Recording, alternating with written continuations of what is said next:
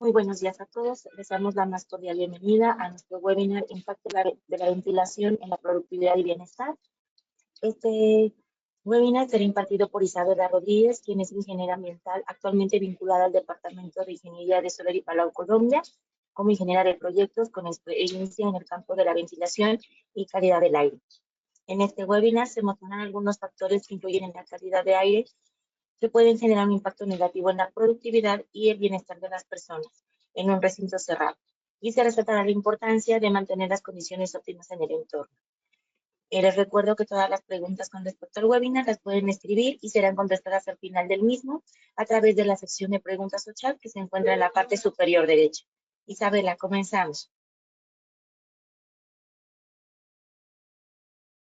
Buenos días, muchas gracias, Vicky. Buenos días a todos, espero se encuentren muy bien. Me presento nuevamente, soy Isabela Rodríguez Sánchez. Actualmente hago parte del Departamento de Ingeniería de Soler y Palau, Colombia. Soy ingeniera ambiental y sanitaria y les vengo a exponer el impacto de la ventilación en la productividad y bienestar.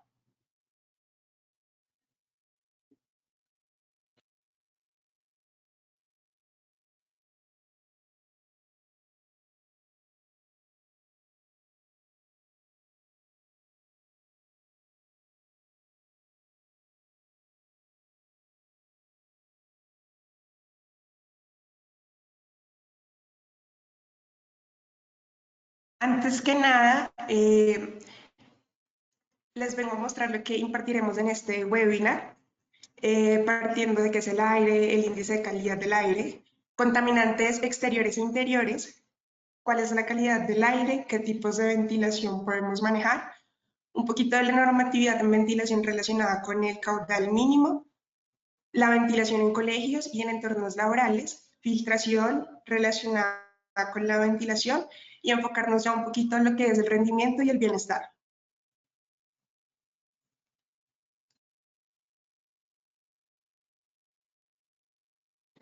Primero, si nosotros tenemos una ventilación buena y una calidad del aire buena, pues podemos tener una productividad y un bienestar bueno. Hoy en día, la calidad del aire que respiramos en espacios cerrados pues tiene un impacto directo en nuestra salud y también pues en nuestro bienestar y aunque no lo queramos, pues también en nuestra productividad. Actualmente, la calidad del aire exterior siempre ha sido muy evaluada, pero la del interior no tanto, siempre pasa por desapercibido. Sin embargo, diversos estudios pues, han demostrado que la ventilación en interiores juega un papel muy importante pues, para nuestra salud, reduciendo pues, no solamente los contaminantes, sino también patógenos, virus que se encuentran en el aire. En esta presentación vamos a explorar unos aspectos que influyen en el aire y cómo podemos mejorarla para el beneficio de nosotros.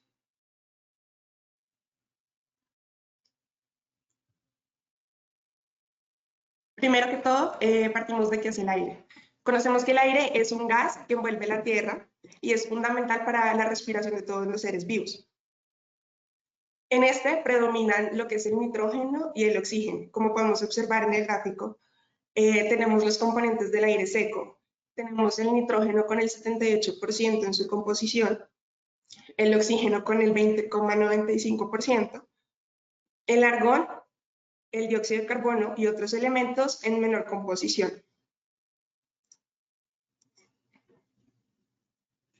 Adicional a esto, pues también tenemos el aire húmedo, que contiene una gran cantidad de vapor, que es de gran importancia para el confort del ser humano.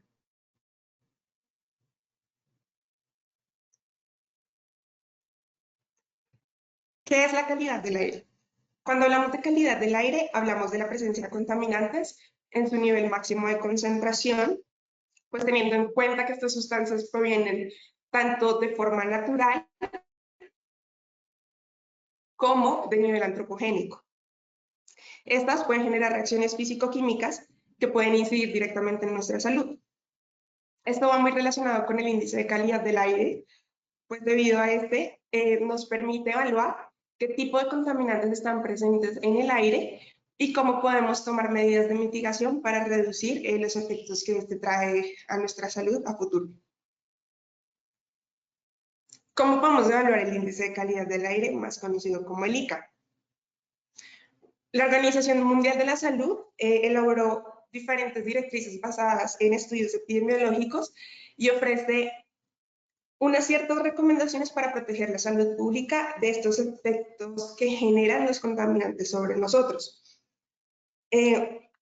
Generalmente, estos datos son tomados por estaciones de muestreo de calidad del aire en puntos específicos en tiempo real y se pueden evaluar de diferentes formas, ya sea calificándolo de una forma buena, de una forma razonablemente buena, regular, desfavorable, muy desfavorable o extremadamente desfavorable. En esta tabla podemos observar cómo la Agencia de Protección Ambiental establece unos estándares a largo y corto plazo de algunos contaminantes presentes en el aire. Por ejemplo, tenemos las partículas PM10 y PM2.5, en la que el PM10 en concentraciones a largo plazo tenemos 50 microgramos por metro cúbico una vez al año. Y a corto plazo, 150 microgramos a metro cúbico, 24 horas, no excediéndolo una vez al año, y así sucesivamente con diferentes contaminantes.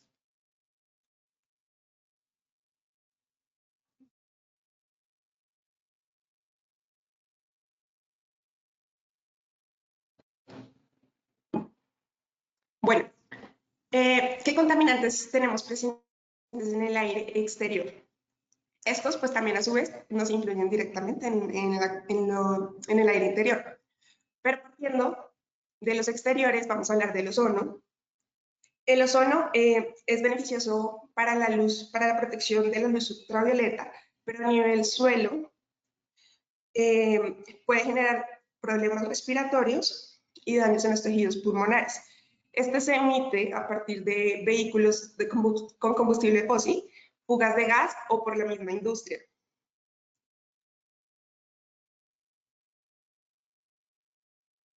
El monóxido de carbono yo le llamo un gas silencioso debido a que es un gas incoloro e inoloro. Y al estar expuesto a extremadas concentraciones de monóxido de carbono, pues es muy tóxico. Este se genera por la producción incompleta de combustible fósil y, pues como ya lo dije, al inhalar altas concentraciones de monóxido genera intoxicación y puede presentar dolores de cabeza, mareos y, en casos más extremos, pues ya la muerte. Este se emite a la atmósfera por medio de automóviles, estufas de gas o calentadores. A eso del año 2022 en Colombia hubo un caso de una pareja que estaba en un glamping. Un glamping son cabañas que estaban como adaptadas para la naturaleza y estas cabañas contaban con calentadores. Ellos se fueron a dormir, cerraron las ventanas, la puerta y se acostaron con el calentador prendido. Y este emitió una pequeña fuga de monóxido de carbono. Como pasaron varias horas y ellos estuvieron expuestos a altas concentraciones de monóxido, uno perdió la vida y el otro quedó en estado vegetal.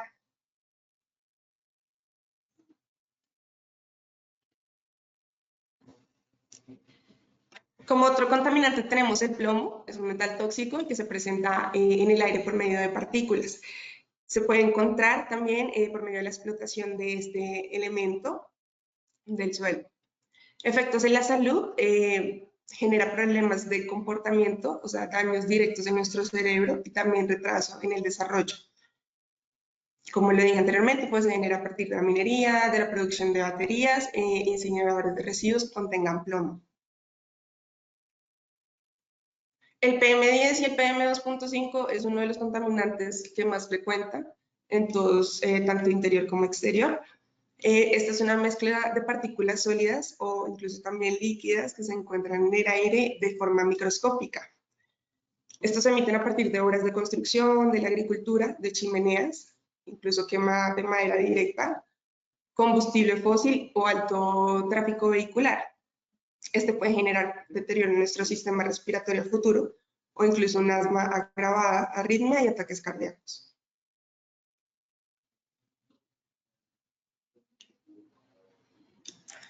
El arsénico Es un metal pesado que se contamina tanto la rama del aire, del suelo y del agua, y se emite por medio de la combustión de gases industriales, de combustión y gases industriales, la fundición de metales y quema de carbón. Este afecta la garganta directamente, genera irritaciones en los pulmones, incluso el cambio del color de la piel. Los asbestos anteriormente eran utilizados en las tejas para aislar el calor. Hoy en día en algunos países pues, se encuentra prohibido el uso de este tipo de material fibroso debido a que este genera cáncer en los pulmones y asbestosis. Pues se emite a partir de artículos de construcción o telas que resisten al calor. El benceno lo podemos encontrar en la mayoría de nuestros productos de aseo, en pequeñas cantidades. Generalmente hoy en día dicen que los productos de aseo no cuentan con compuestos orgánicos volátiles, pero en pequeña cantidad sí cuentan. Y estos pues generan efectos en nuestra salud como diferentes tipos de cáncer, en especialmente la leucemia. También lo podemos encontrar en emisiones de humo de tabaco, incendios forestales, erupciones volcánicas y en manufacturas de pintura. Por último, pero no menos importante, el metano, que es un gas que actualmente influye en el efecto invernadero y es el mayor contribuyente al calentamiento global. Esto lo podemos encontrar tanto en la agricultura, en vertederos de producción y petróleo, en producción de gas y petróleo y en vertederos de basura. ¿Qué efectos tiene? Alteración en nuestro sistema inmunológico y efectos negativos en nuestras vías respiratorias y en el corazón.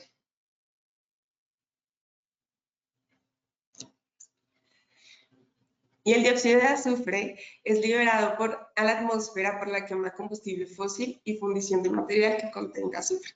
Esto también genera problemas en la respiración, en nuestro sistema respiratorio, y es muy tóxico cuando estamos a altas concentraciones.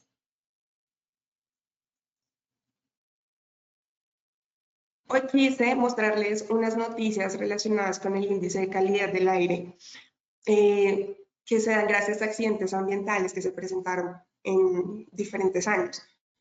El primero se da por incendio forestal en Bolivia. Se queman alrededor de 6.9 millones de hectáreas de bosque. Generalmente esto lo hacen en una quema controlada, pero es una actividad que a veces se sale mucho de las manos. Y lo traigo porque es una problemática que muchos países tenemos actualmente. También Colombia sufre con la quema del Amazonas. Y este genera altos contaminantes como el monóxido de carbono, material particulado, dióxido de nitrógeno y azufre. Y no solamente afecta a las poblaciones que se encuentran cerca, sino a las poblaciones lejanas, debido a que como son contaminantes que se encuentran en el aire, el viento los esparce rápidamente. Como sucedió por el descarrilamiento del tren de Ohio, que es la segunda noticia que les traigo, que fue un accidente químico que se consideró también un accidente grande ambiental debido a que era un tren que cargaba cloruro de vinilo y acrilato de butilo, que son elementos, son compuestos químicos que se usan para la fabricación de plástico. Esto, al momento de haber estrellado, pues se liberó de estos compuestos, alterando la calidad del aire, pues no solo el aire, el suelo también, pero más que todo el aire, y afectó a las poblaciones cercanas, junto a las poblaciones que se encontraban pues, más lejanas, distribuyéndose alrededor de 19 estados y afectando pues, la salud de las personas.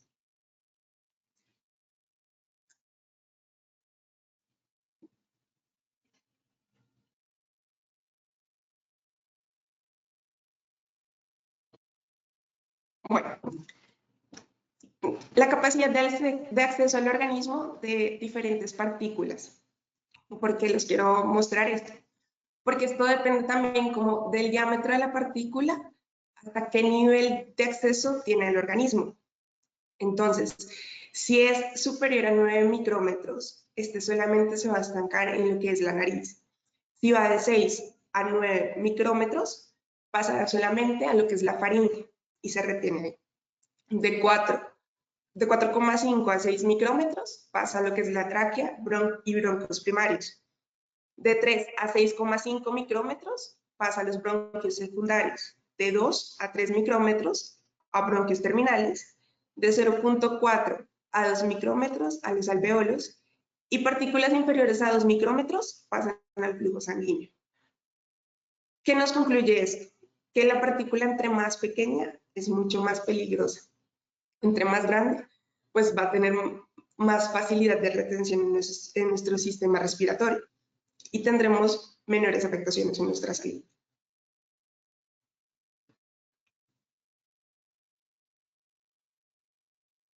Como ya les había hablado anteriormente de los contaminantes en el exterior, quiero hablar un poco más a fondo de los contaminantes más comunes en los interiores. Encontramos los que son agentes patógenos. Estos son más comunes como las bacterias, hongos, protozoos y virus. Entre ellos encontramos los agentes infecciosos, que son fácilmente transmisibles en el aire. Estos pueden ser como una gripa, como el COVID incluso. También tenemos los antígenos, que son sustancias que al ingresar al cuerpo provocan respuestas inmunitarias, como lo son las alergias. Y por otro lado tenemos las toxinas, que son sustancias segregadas por algunos microorganismos que generan consecuencias nocivas a las personas. También tenemos los contaminantes sólidos, que se generan a partir de la combustión de motores. Este tipo de actividad genera material particulado. Puede que sea una mezcla de partículas sólidas o incluso gaseosas que se liberan en la atmósfera y pueden también estar infiltrándose, sea por pequeñas aperturas en conexión con el exterior. También tenemos desechos orgánicos, que los desechos orgánicos son los que generan una descomposición o desfragmentación de algún compuesto. Por ejemplo, lo que son los microplásticos. Ellos generalmente no se manejan microplásticos como tal, sino son la descomposición del plástico. O sea, de una botella plástica podemos obtener microplásticos que también nos afectan a nosotros en el tema de la respiración. Y por último, pues el hollín, que es una sustancia muy oscura que se genera por la combustión incompleta de materiales orgánicos. Y también contamos con los contaminantes gaseosos, que es el dióxido de carbono, como ya lo había mencionado anteriormente. Es lo que nosotros generamos al momento de respirar. Nosotros inhalamos oxígeno y expulsamos dióxido de carbono. Los compuestos orgánicos volátiles, como lo mencioné, los podemos encontrar en productos de limpieza, perfumes, aerosoles, pinturas, incluso ambientadores, los ambientadores que tenemos en el baño.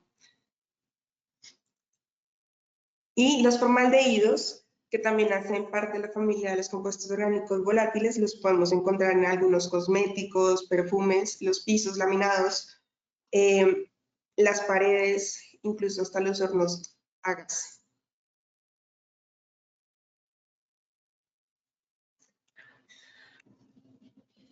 Ya habiendo hablado un poquito de los contaminantes presentes en interiores, es importante que conozcamos qué actividades o qué cosas estamos haciendo en interiores que generan las partículas que nos afectan en nuestro sistema respiratorio.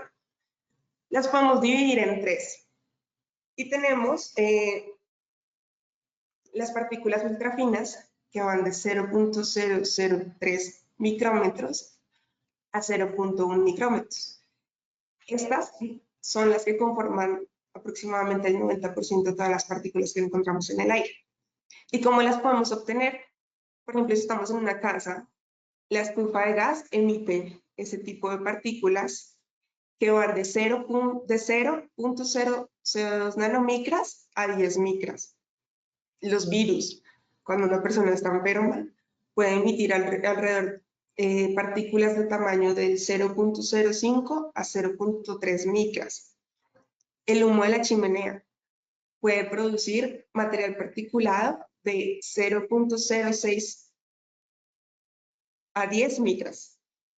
Incluso las personas que son fumadores activos, el humo del tabaco produce partículas de 0.01 a 1 micrón.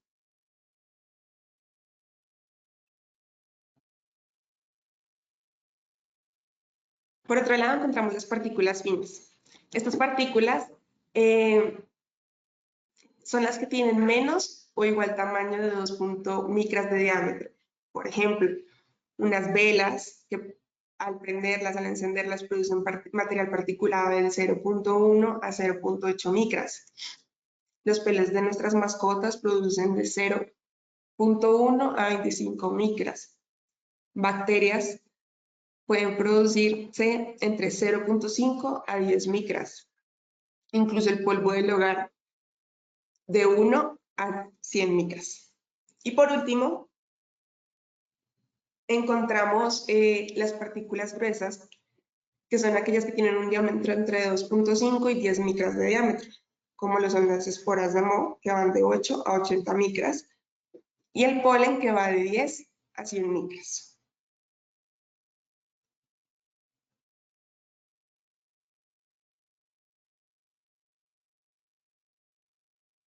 Para que conozcamos un poquito de cómo nosotros afectamos indirectamente la calidad del aire, traje dos ejemplos, que realmente en lo personal yo soy muy consumidora de velas aromáticas y después me di cuenta que son perjudiciales para nuestra salud y pues afectan directamente lo que es la calidad del aire en un entorno cerrado.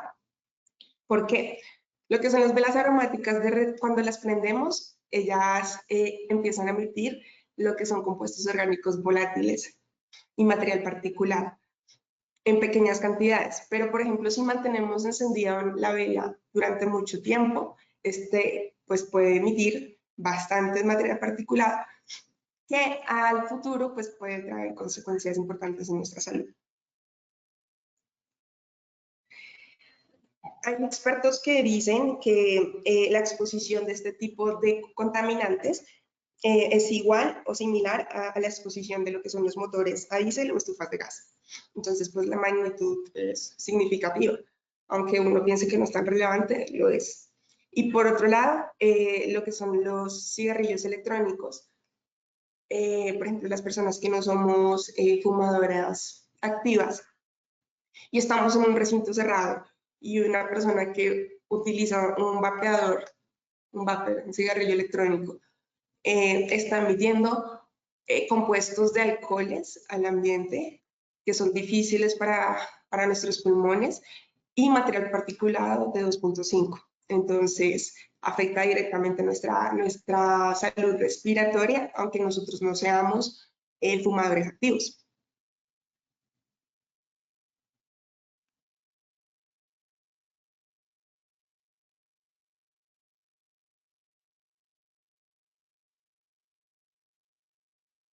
Bueno, ya para relacionar cómo funcionan los contaminantes en el interior y en el exterior, partimos de esta imagen en donde estamos en una oficina, todos trabajando, y empezamos a observar que si es una oficina que tiene mucho flujo de personas, empiezan a subir los niveles de CO2, de dióxido de carbono, perdón. También la presencia de virus y bacterias, de bencenos, de toluenos, de formaldehídos, que como lo dije anteriormente, los podemos obtener a partir de los implementos que usamos en nuestra oficina, como las mesas de madera, los utensilios de limpieza, si es una oficina que tiene aerosoles para aromatizar el ambiente, también lo podemos obtener ahí. Y si no tiene una buena ventilación, pues todo esto se va a acumular y nos va a afectar directamente. Tenemos el material particulado, que también hay diferentes formas de obtenerlo en el interior, como se los mencioné, pero si observamos toda la imagen completa, nos damos cuenta que la oficina tanto está encima de un parqueadero, está al lado de una industria y supongamos que está al lado de un alto flujo vehicular. Entonces, pues, este tipo de de actividades externas a nuestra oficina nos van a afectar y pues van a haber infiltraciones de material particulado, al igual que el monóxido de carbono y de otros tipos de contaminantes.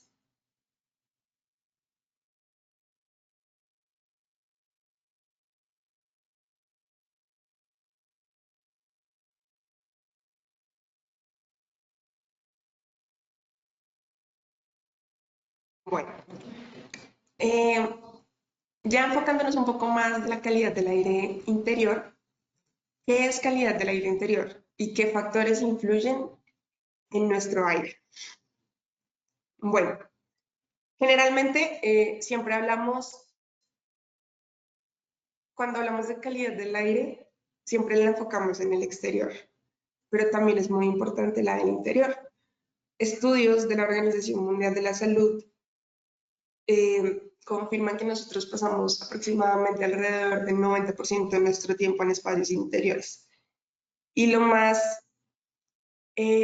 y resaltan que alrededor del 77% de personas que se encuestaron para este estudio no tenían ni la menor idea que un espacio cerrado es 5 veces más contaminado que el espacio exterior.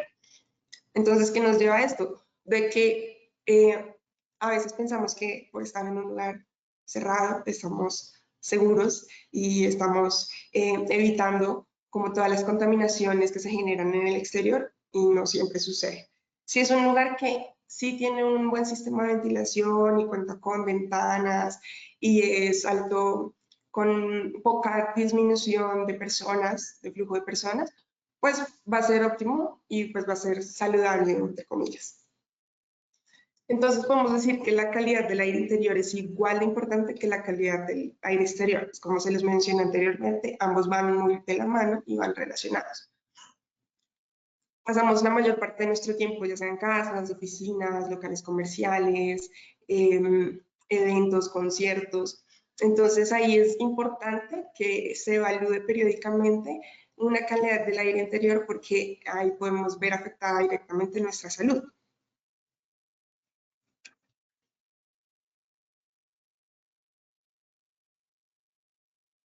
¿Qué factores influyen en esto? Una ventilación insuficiente. Cuando hablamos de ventilación insuficiente es que o puede que no haya ventilación o que el sistema de ventilación esté mal diseñado o que hayan espacios muertos de aire en donde no haya un barrido completo del aire viciado. También la temperatura y la humedad juegan un papel muy importante, pues debido a que la temperatura ayuda a la distribución del aire dentro de un espacio cerrado, ya que el aire caliente pues sube y el aire frío pues tiende a bajar y estos no suelen mezclarse. Y pues adicional también ayuda como la capacidad del aire de retener la humedad. Entonces, como sabemos, la humedad es una de las principales fuentes del moho y de los hongos en recintos cerrados.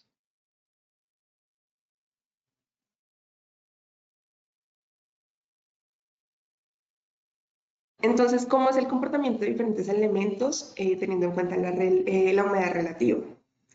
Para que un recinto cerrado sea adecuado para que las personas no tengan problemas de disconfort o que hayan bajas de productividad o que se puedan proliferar diferentes bacterias o virus, una humedad relativa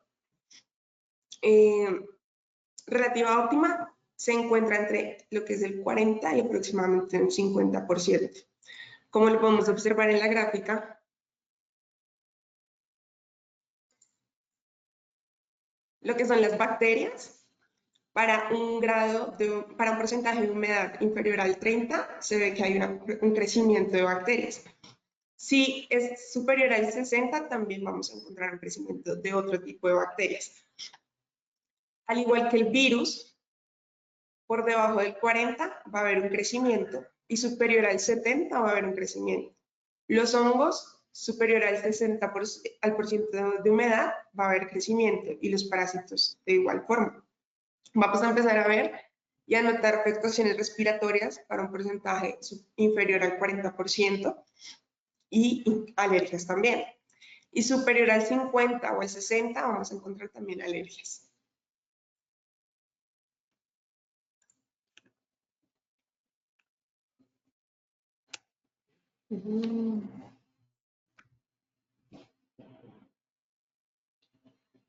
Bueno, la Organización Mundial de la Salud clasificó como síndrome del edificio enfermo a los espacios que suelen estar cerrados y donde sus ocupantes pues sufren problemas de salud frecuentemente. Adicional, estima que alrededor del 30% de los edificios modernos empiezan a presentar molestias alrededor de un 10% de sus ocupantes. Adicionalmente, la OMS clasificó de dos formas para poder reconocer si un edificio está enfermo. Entonces, hablamos de un edificio que está temporalmente enfermo, que es un edificio que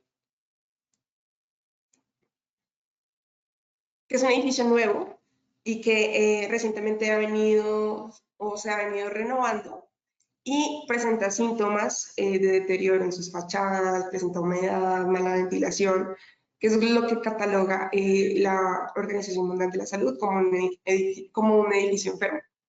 Entonces, si es temporalmente enfermo, sus síntomas van a empezar a disminuir al pasar aproximadamente medio año.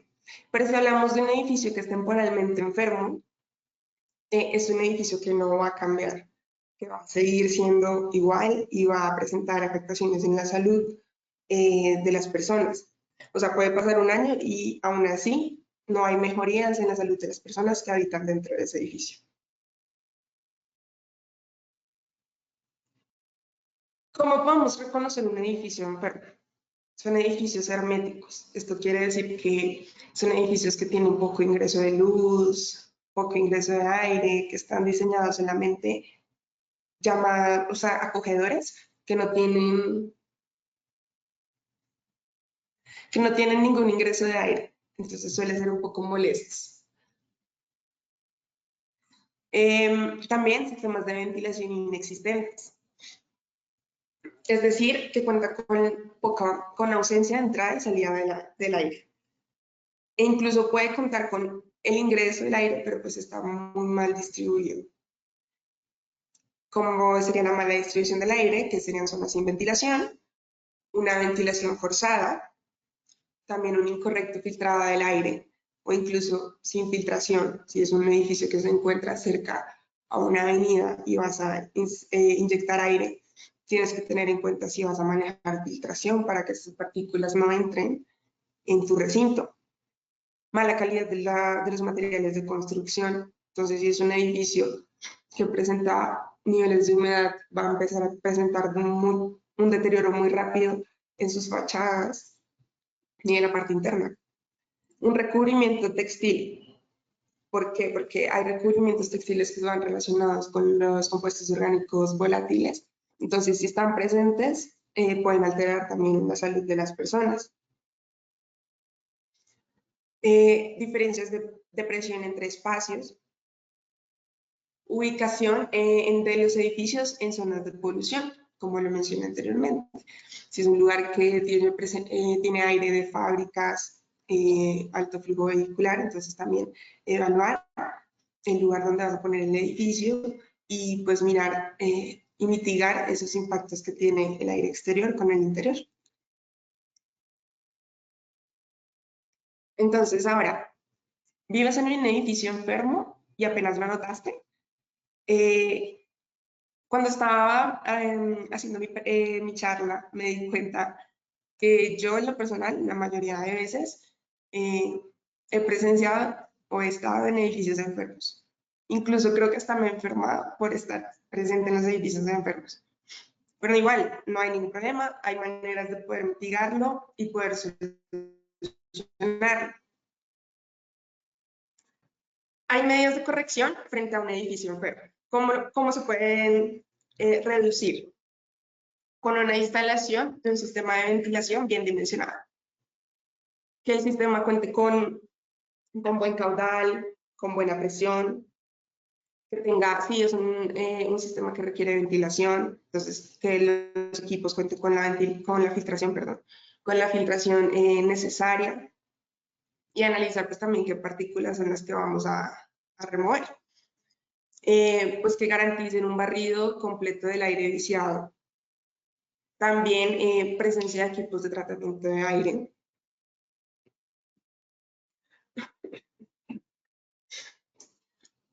También zonificar un sistema de ventilación y tener en cuenta también las tomas de aire exterior, incluso el suministro de un aire filtrado.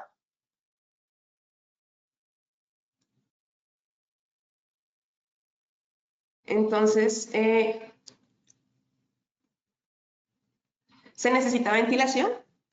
Claramente se necesita ventilación, debido a que la ventilación tiene un impacto directo pues, en nuestra salud, en nuestra respiración y en nuestro bienestar.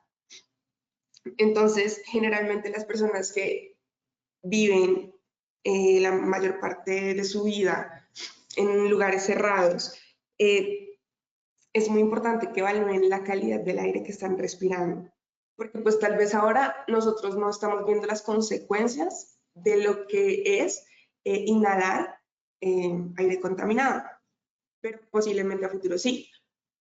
Hoy en día, si estamos en una oficina llena de personas, podemos presenciar cansancio, fatiga, sueño, dolores de cabeza, pero son problemas que no solucionan fácil. O incluso si estás estudiando en tu casa y hay una reunión y no hay salida del aire, tu concentración no solamente se ve ver afectada, sino la capacidad de retener esa información.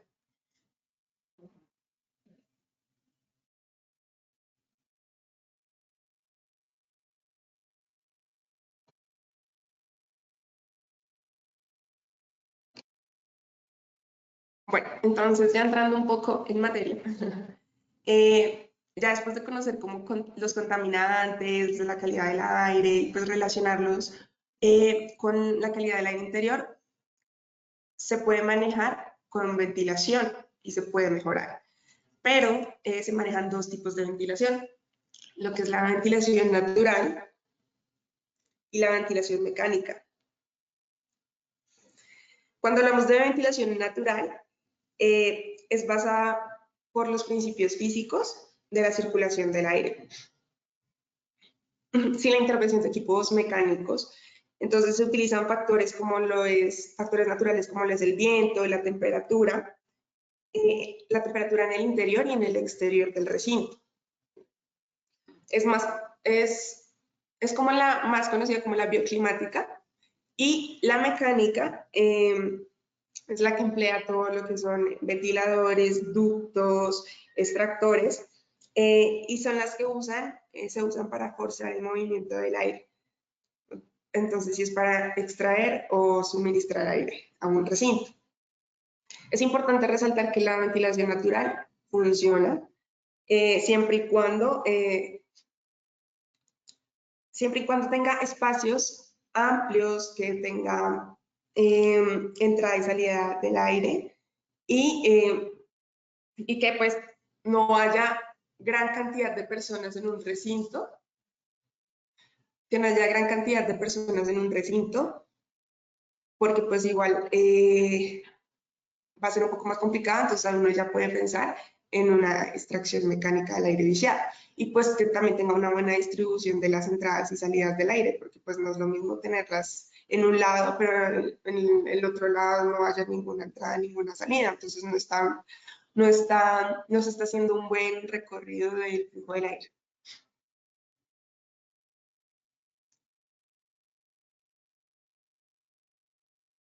Bueno, dentro de la ventilación mecánica tenemos la de simple flujo.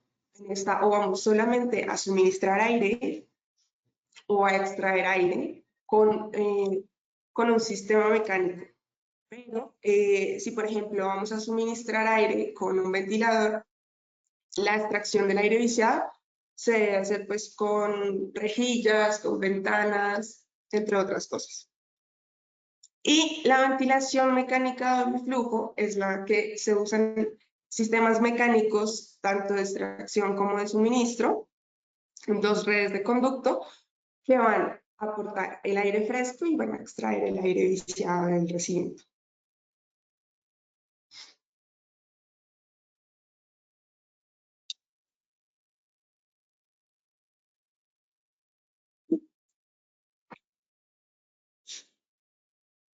Bueno, ¿qué se debe tener en cuenta en un sistema de suministro y de extracción? Bueno, las renovaciones de aire en un recinto, eso va a depender pues del recinto que queramos ventilar. Entonces va a hacer las renovaciones por hora.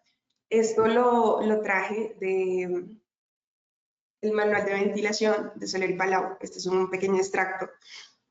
Entonces, si vamos a querer ventilar hospitales, pues vamos a tener en cuenta que se generan renovaciones de aire entre 5 y 6 renovaciones por hora. Aquí traje un ejemplo para que podamos entender un poco más y de cómo podemos conocer el caudal mínimo que debe manejar un recinto. Entonces, se requiere ventilar una oficina de gerencia ubicada en Bogotá. ¿Cómo lo vamos a calcular? Pues está la fórmula de caudal es igual al número de renovaciones por hora por volumen. Entonces tenemos los datos para poder hallar el volumen.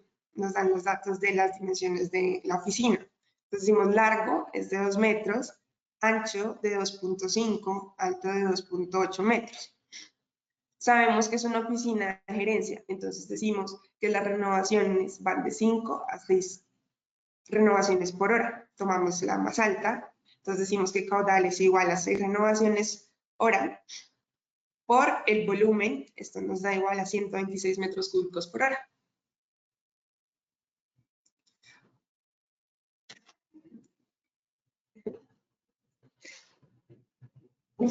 Por otro lado, otra forma de conocer el caudal mínimo lo podemos evidenciar en el ASHRAE 62.1 del 2010, en donde podemos conocer la rata mínima de ventilación por persona y por área.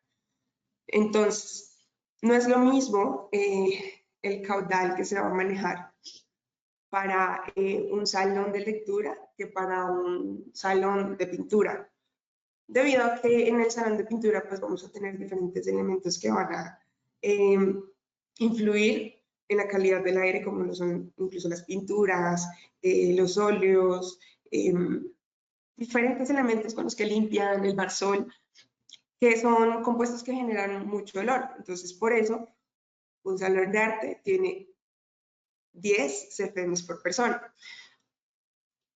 A lo que es un salón de lectura que no va a tener mucha actividad con tema de olores, se maneja 7.5 CFM por persona.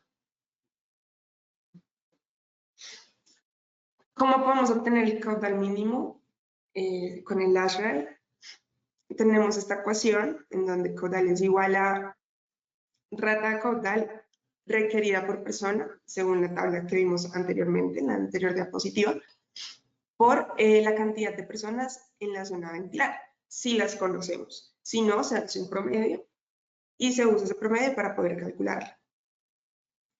Más la rata de caudal de aire requerido por unidad de aire, que también lo vimos en la anterior diapositiva, por el área de la zona ventilar.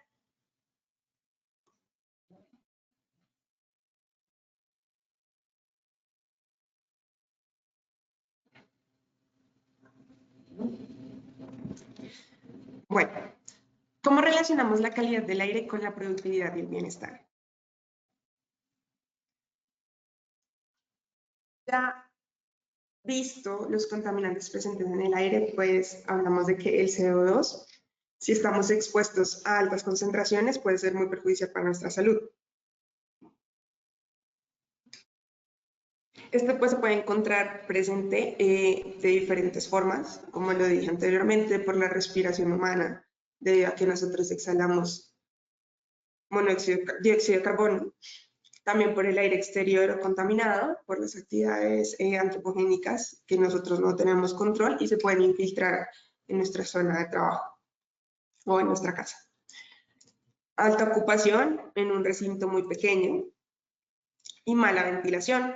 Aquí traigo a continuación un caso de evaluación que sucedió acá en Soler, de un call center reconocido. Era muy pequeño, las personas donde estaban trabajando y eran muchas personas. Entonces apenas uno llegaba, sentía uno el calor, la gente no trabajaba con las mismas ganas, digámoslo así. Estaban siempre como fatigadas, desmotivadas, cansadas, y esto se da como respuesta a que no hay mucho oxígeno para inhalar. Entonces, eso es respuesta a falta de oxígeno.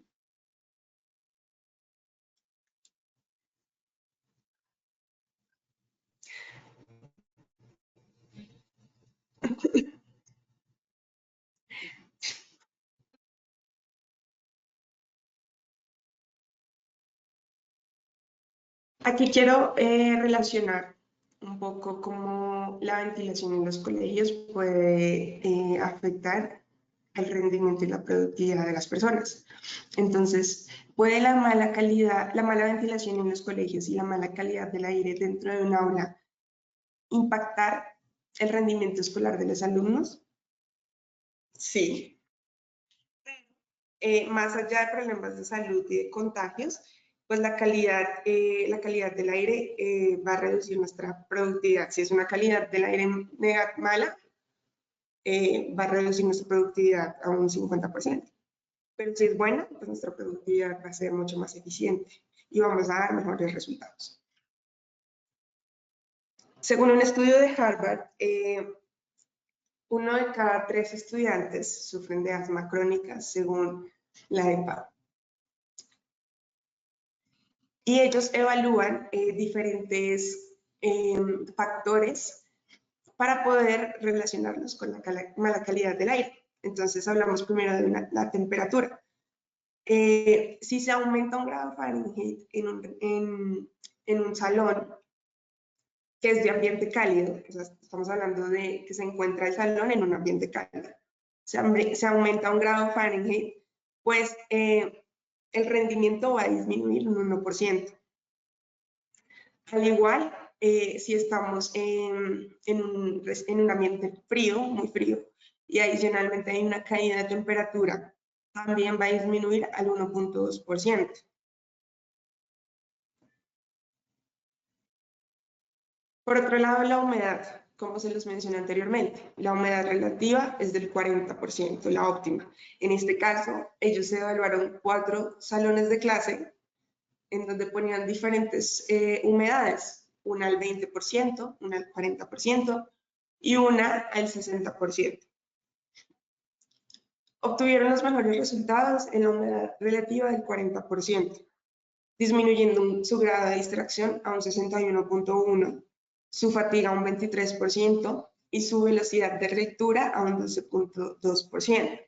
Cabe resaltar que la velocidad de lectura no la relacionan con la capacidad de análisis mientras tú vas leyendo, sino como a la cantidad de letras que tú lees por minuto.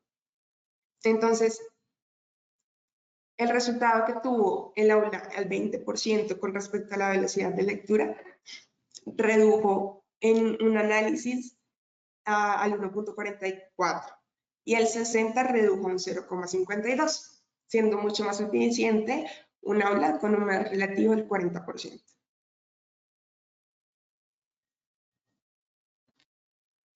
Por último, evaluaron el dióxido de carbono. Un aula es óptima hasta 1000 partículas por millón de dióxido de carbono. Cuando ya empieza a incrementar hasta 2000 partículas por millón, empiezas a presenciar somnolencia. Hasta 3000 concentraciones deficientes, 4000 dolores de cabeza y náuseas, y 5000 partículas por millón, un aumento del ritmo cardíaco. Y superior a 5000 partículas por millón, ya empiezas a presenciar falta de oxígeno. Según el estudio que ellos hicieron, si aumentamos, se mantiene el dióxido de carbono a 1.400 partículas por millón dentro de un aula, las puntuaciones de los puntajes reducen un 50%. Y si se aumenta 400 partículas por millón, ya sería suficiente para reducir las puntuaciones en función cognitiva al menos de un 21%.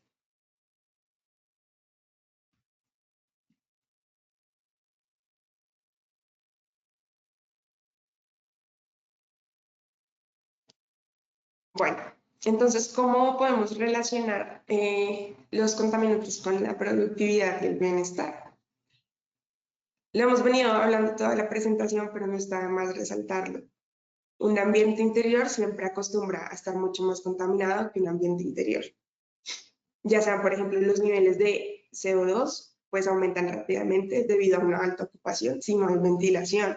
Entonces, esto va a traer consecuencias en nuestros resultados laborales, incluso hasta pereza para trabajar. Entonces, con la fatiga, con el cansancio, con el sueño, pues no vamos a fluir si estamos en un entorno laboral, o si estamos en la universidad, pues tampoco vamos a fluir porque no vamos a retener esa información que nos están suministrando, y pues al final no vamos a tener buenos resultados.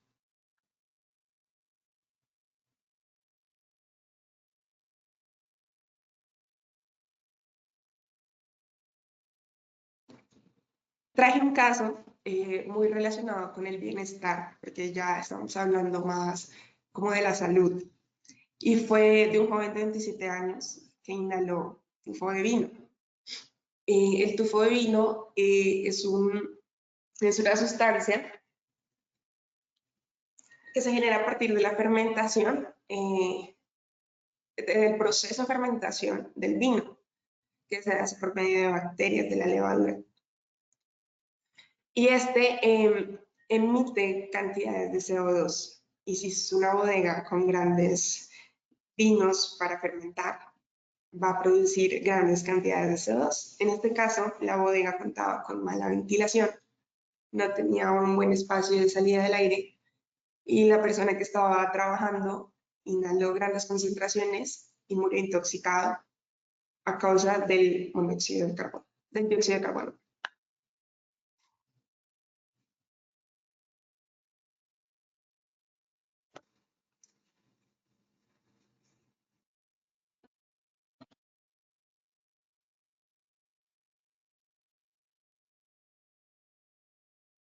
Bueno, con respecto al rendimiento laboral, ¿cómo se afecta a la productividad y el bienestar?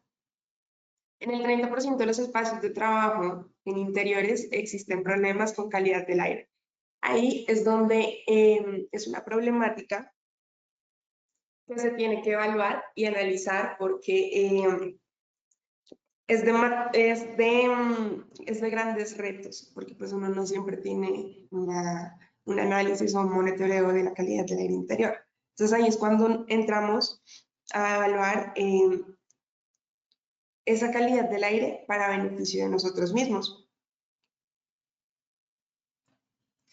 para poder tener una buena productividad y poder tener buenos resultados en el entorno laboral. ¿Qué aspectos negativos influyen con la mala calidad del aire en la productividad? Pues tenemos lo que ya me venía mencionando: falta de concentración, fatiga y somnolencia, incluso el ausentismo. ¿Y qué aspectos positivos podemos generar si tenemos una buena calidad del aire con respecto a la productividad? Entonces, mayor concentración, mejoría de nuestra memoria, mayor energía y mejor forma para poder tomar decisiones. Y por el lado del bienestar, si tenemos una mala calidad del aire, pues vamos a empezar a generar problemas respiratorios, síntomas de fatiga, estrés, o incluso nuestra calidad del sueño al momento de descansar no va a ser buena. Y los efectos positivos frente a una mejoría de la calidad del aire, pues va a mejorar nuestra salud en general, va a haber una disminución del estrés y de la ansiedad. Y así pues también va a mejorar nuestro estado del ánimo. Ahí es importante resaltar que si tratamos el aire, entre más oxígeno llegue a nuestro cerebro, mejor será el rendimiento cognitivo que vamos a tener en nuestras actividades diarias.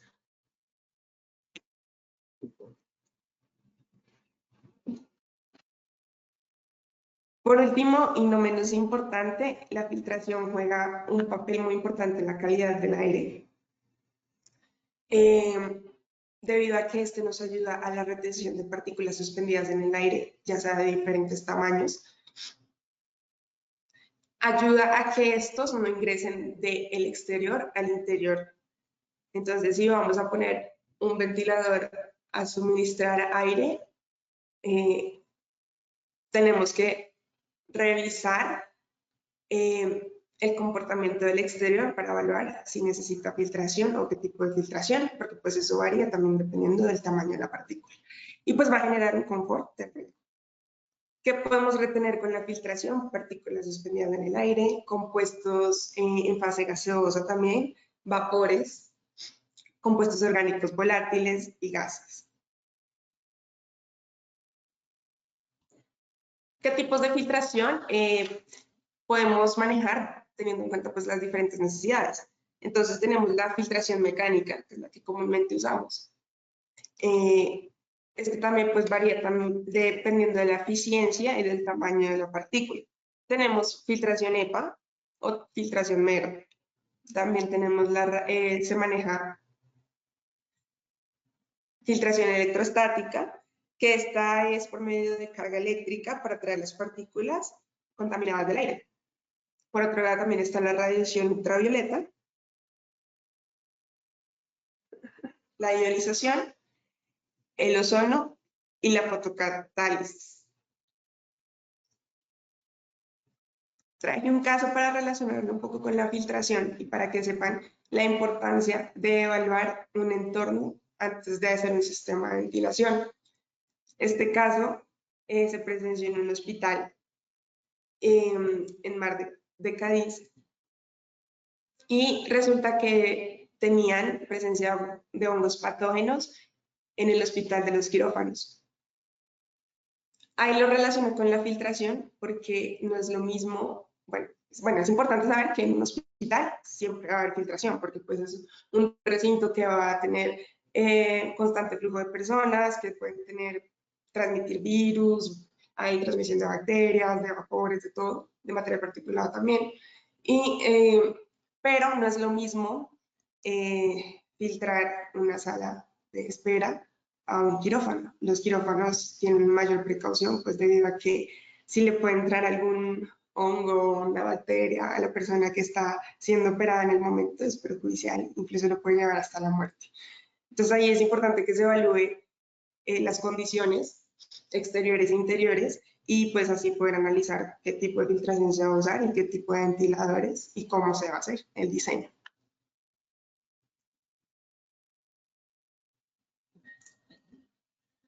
Y ya para terminar, concluimos que entonces sí es importante la calidad del aire, porque sí influye directamente en la productividad y el bienestar. Pues claramente sí. Y lo hemos venido viendo en toda la presentación y más allá de que nos deteriore el sistema respiratorio, nos genere enfermedades, va más como con nuestra salud y con nuestra mente y el funcionamiento de nuestro cerebro en cualquier actividad que estamos haciendo. Entonces ya ahí es importante que lo evaluemos, que se evalúe si sale más económico montar un sistema de ventilación para que tus personas, por ejemplo, si es un entorno laboral, para que las personas que están trabajando dentro de tu oficina no sufran de enfermedades o que te sale más costoso. Incapacitar a las personas que están enfermas o montar un sistema de ventilación con una buena estructura y que funcione óptimamente, pues reduciendo los contaminantes y ayudando a la calidad del aire.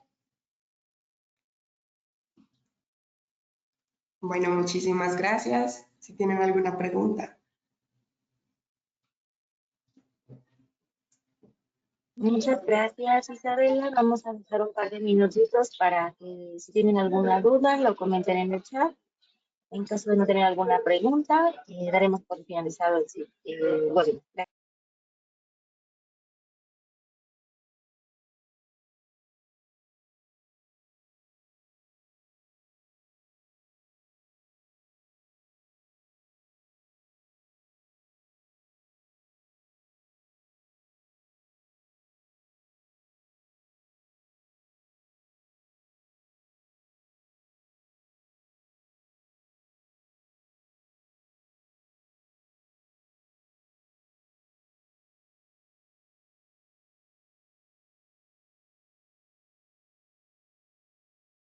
Quizá tenemos una pregunta, ¿Solri Palau realiza estudios y trabajos de ventilación en apartamentos en Colombia?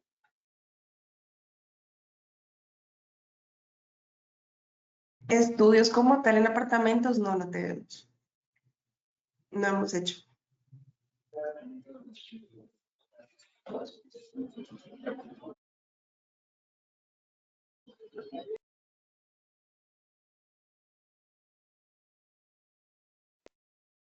Ok, gracias.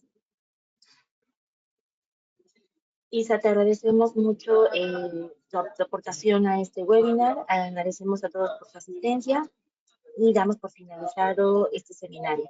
Que tengan un excelente día a todos. Muchas gracias, Victoria. Hasta luego.